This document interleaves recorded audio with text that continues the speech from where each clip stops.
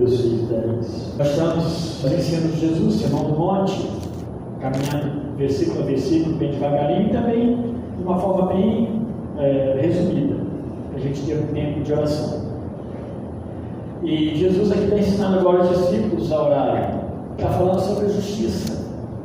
A justiça que deve nortear, mover a vida do discípulo.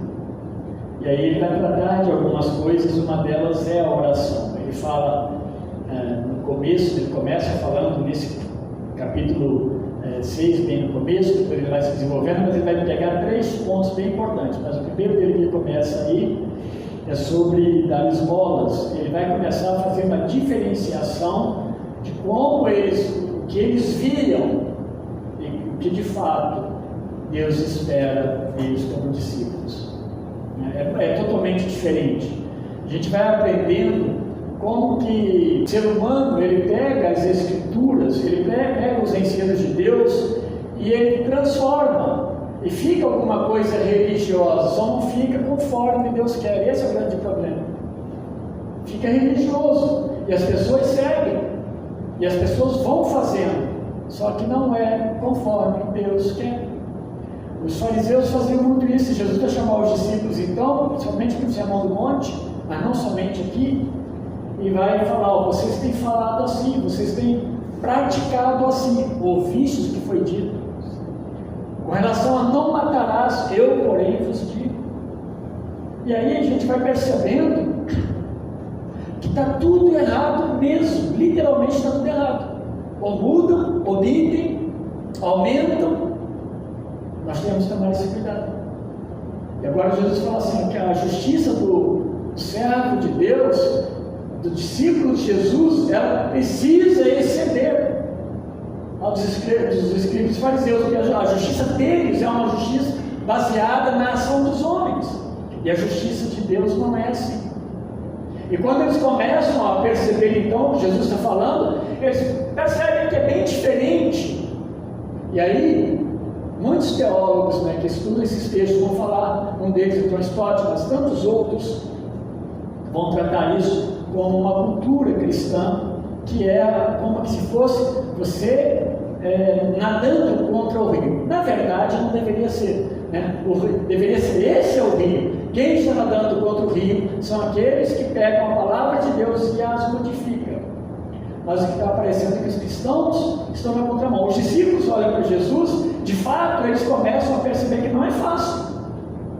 Há um desafio muito grande aí, porque tudo que eles estão aprendendo, olhando lá ao redor deles como religião, não bate com o que Jesus está falando. E aqui na oração, a gente já começou semana passada, no verso 9, e no verso 10, ele continua orando: venha o teu reino, seja feita a tua vontade, assim na terra como no céu. Ele está falando então, ele vai ensinar a partir da oração dessa disciplina da justiça cristã. A nossa justiça ela é baseada no nosso relacionamento com Deus. Melhor ainda, no que Deus nos ensina como vida. E aí, meus irmãos, a gente vai perceber que nós somos confrontados dia a dia com as Escrituras, com o Evangelho, que nos desafia a um modo de vida diferente. Olha, nós somos pecadores. Quantas vezes nós estamos sendo instruídos, e quantas vezes nós estamos instruindo pessoas que estão equivocadas no seu viver.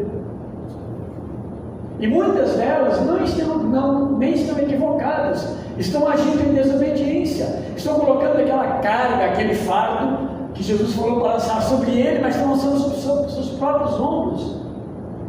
Estão tentando solucionar coisas, resolver problemas, e não estão colocando nas mãos do Senhor. Quando a gente coloca nas mãos de Deus, então há paz no nosso coração. Nessa perspectiva de ensinar eles sobre essa justiça que deve mover esse viver do discípulo, ele fala sobre dar esmolas, como eu lembrei agora há pouco. Mas o que ele fala quando der esmolas? Ele está ensinando. Vocês têm visto que os fariseus eles dão esmolas e eles tocam trombetas, Eles fazem barulho e vocês vão dar a esmola como se fosse algo secreto. Ninguém precisa ver. O que uma mão faz, a outra precisa ver.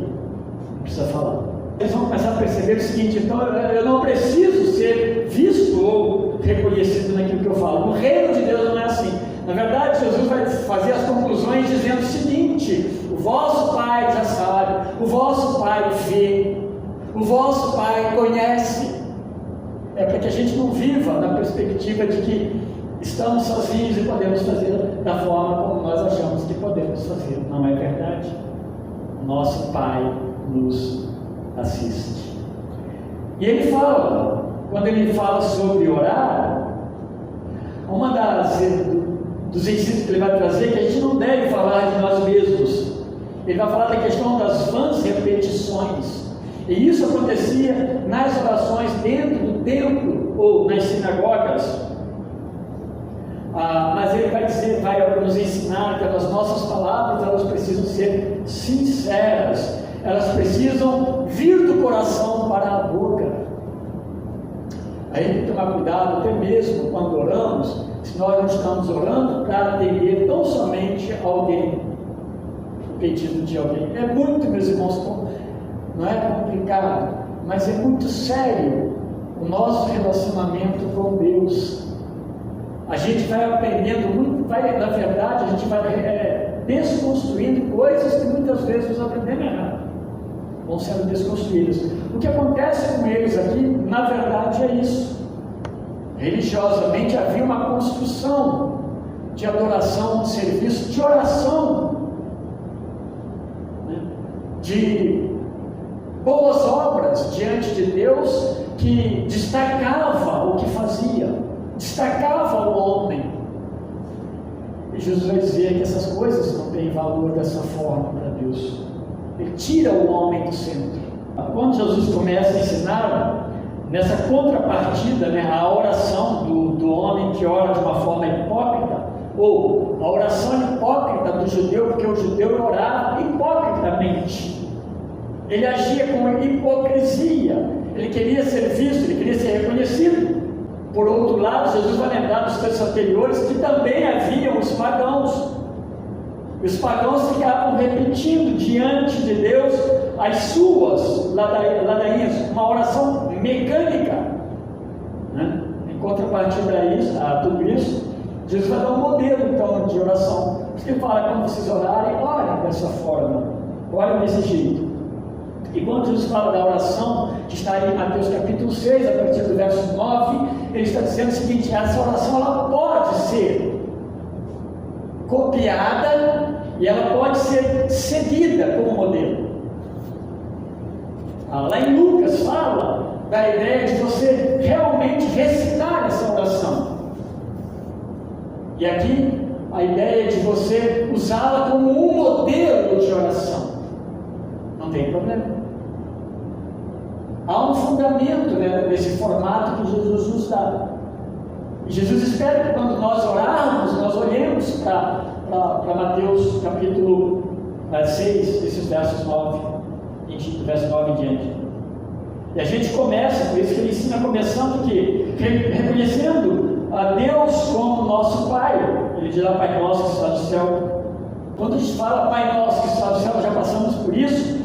É um Deus que ele é pessoal. Nós lemos o Salmo 115. O Salmo 115 ele vai fazer esse confronto. Por que os homens constroem Deus?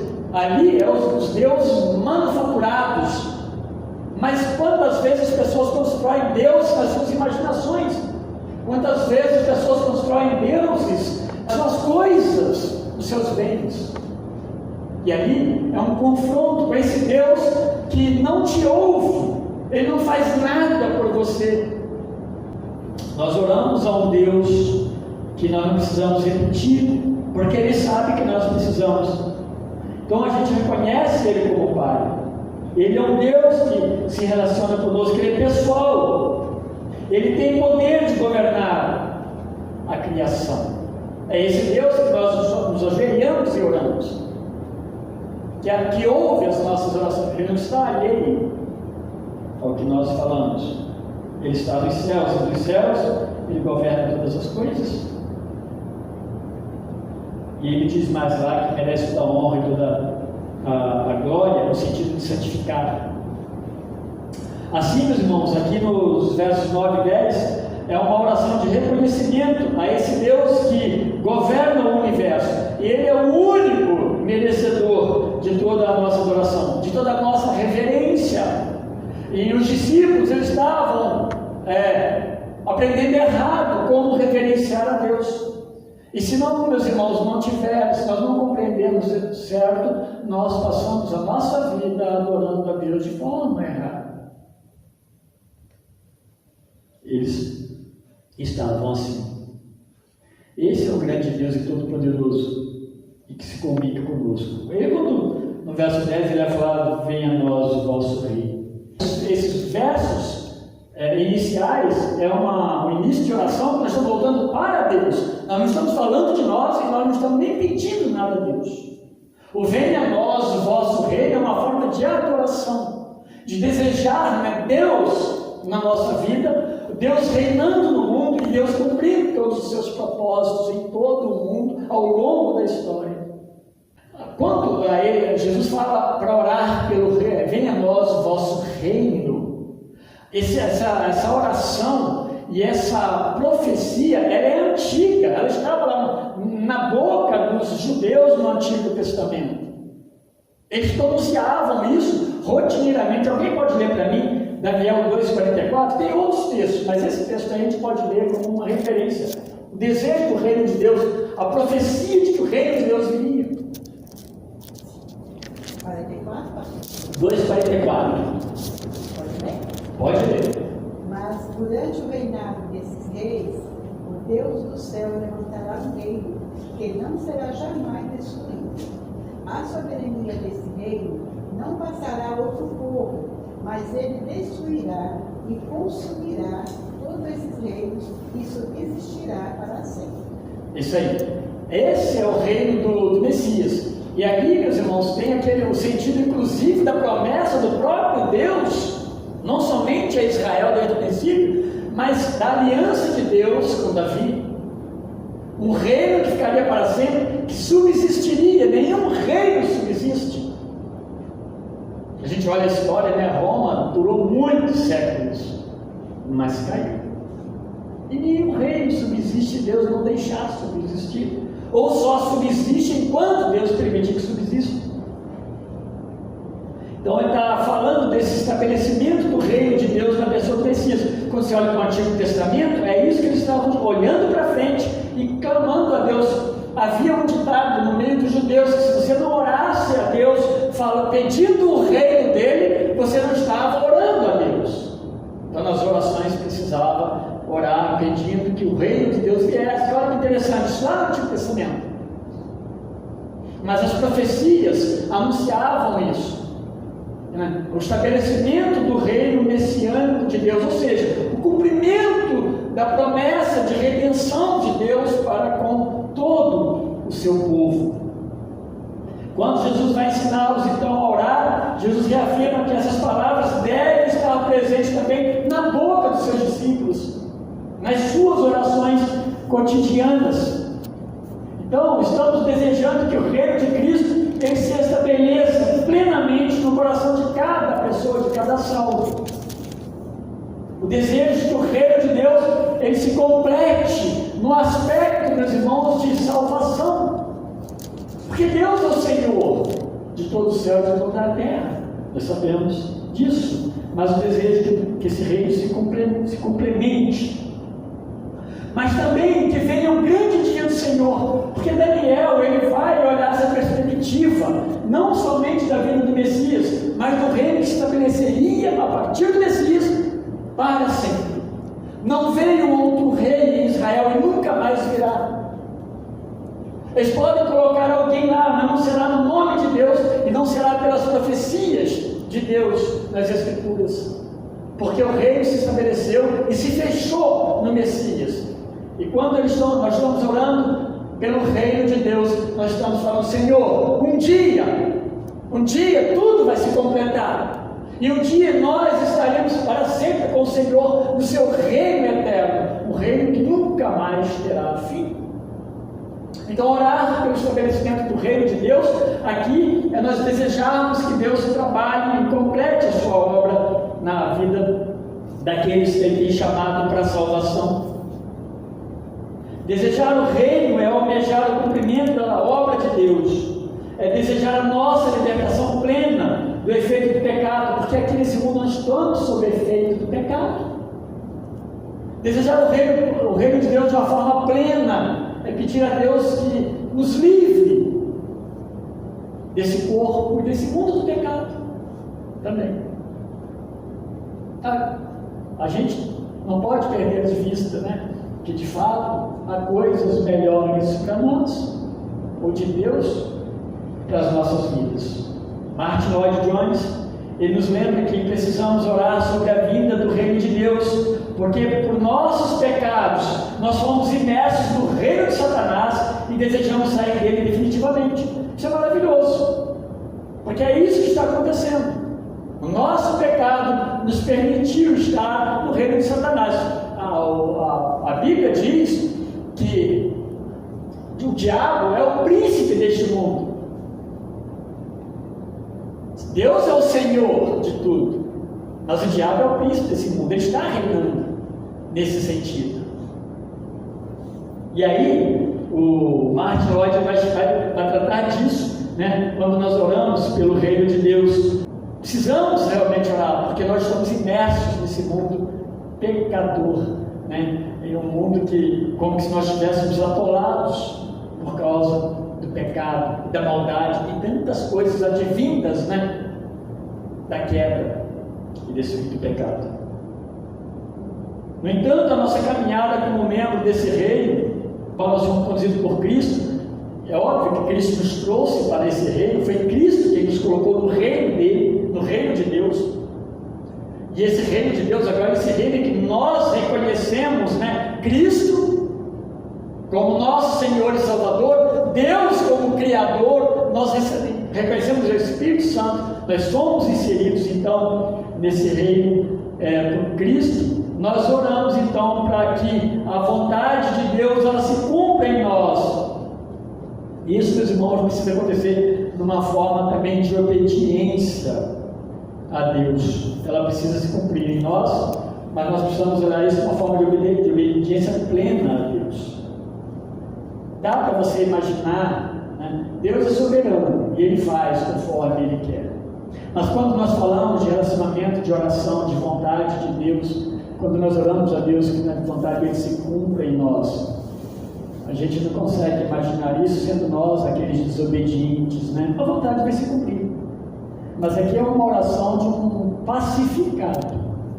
Aqui é a oração de um discípulo, alguém que foi trabalhado por Deus e olha para Deus como Senhor, bondoso, misericordioso, que em Cristo deu nova vida. Então se torna um servo obediente.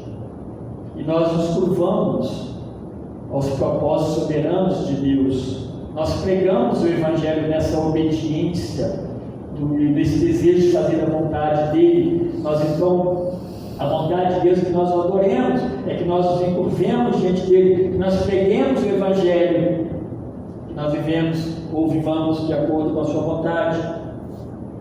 E inclusive nas nossas orações nós clamemos a Deus pela volta do Senhor. Às vezes oramos muito pouco pela volta de Cristo, Precisamos orar. Senhor, volta. E as aberrações que a gente tem percebido. E isso não é uma oração egoísta, é uma oração de desejo de que Deus cumpra plenamente o seu reino. Quando Ele vai fazer, não sabemos. Mas esse desejo está no meu coração. São tantas coisas, tantas violências, Recentemente nós vimos nos Estados Unidos, isso tem sido repetitivo. Aqui, onde moro, aconteceu algo semelhante, só não chegou a esse extremo. Mas nos Estados Unidos, uma mulher metralhar crianças, de uma igreja, aliás, de uma escola cristã. Essas são as aberrações. Isso acontece em todas as esferas, não é só com o cristão. Todas as esferas. Esse mundo, que a gente está clamando a Deus que o reino dele estabeleça plenamente e devidamente para todos sempre. Então, meus irmãos, é uma espécie aqui de concordância, que a vontade de Deus ela se faça e se cumpra, porque Ele é o Senhor e Sua vontade é correta sobre as nossas vidas, é a melhor. A vontade de Deus nos tira da nossa vontade e do nosso controle. O que Jesus está falando para os discípulos é justamente aquilo que eles não estavam aprendendo. Eles estavam aprendendo, mas de forma errada. Eles estavam aprendendo que a hipocrisia, mas não com essa palavra, deve predominar. A mentira, o engano, uma falsa adoração. O que a liderança passava era algo que eles estavam aprendendo como se o homem tivesse que ser exaltado diante de Deus. E a gente vai ver que o Senhor nos ensina, que é somente Ele que exalta. E quem deseja ser exaltado, esse é o humilhado. Então isso é obra de Deus. E eles estão aprendendo agora, sendo confrontados com a forma que eles estavam vivendo, e olhando para Jesus. Esse sermão do monte foi terrível num aspecto, de que tudo que estava sendo feito, de certa forma, era errado aos olhos da verdade de Deus. Eles tinham o mandamento de Deus, eles tinham a lei, tinham os profetas, mas quando interpretavam essa lei, eles as interpretavam errado. E errado de uma forma que a sua palavra fosse modificada e atendesse à vontade e desejo do homem. O judeu o líder judeu ele fez muito disso. Na terra nós precisamos, como habitantes aqui da terra, ainda na terra, nós precisamos sim pedir a Deus que nos ajude a fazer a vontade dele. E ele fala como nos céus, porque nos céus será de forma natural. Então nos ajude a fazer a tua vontade, Senhor. Assim na terra como nos céus. E aqui, meus irmãos, é desafiador sim, mas não é impossível. Aqui ele está falando de ser perfeito e sem pecado, mas está falando de adoração, de serviço correto, centrado, focado em Deus. E a gente vai percebendo que quando nós olhamos para a palavra de Deus, Deus vai nos desvinculando de nós, das nossas autonomias religiosas, e vai nos humilhando e nos colocando cada vez mais de joelho diante dele, porque essa é a posição de cada crente, encurvado diante do Senhor. Mais adiante, que vamos fazer agora, ele vai falar para nós sobre as petições que não entraram ainda. Aqui nós estamos aprendendo como adorar a Deus nas nossas orações, mas ele vai mostrar que podemos pedir sim, mas como pedimos, como fazemos isso, ele vai nos ensinar mais adiante. Deus assim nos abençoe e abençoe a todos vocês, meus irmãos.